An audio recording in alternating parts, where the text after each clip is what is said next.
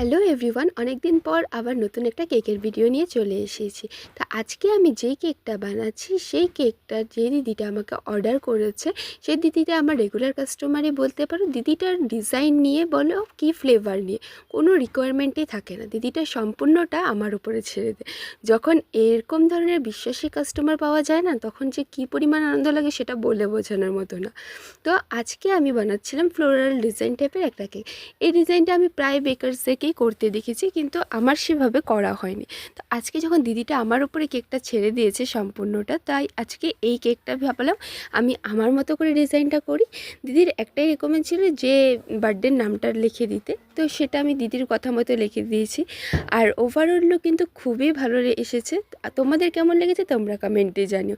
আর নতুন নতুন কী কী ভিডিও দেখতে চাও আমাকে কমেন্ট করে জানিও।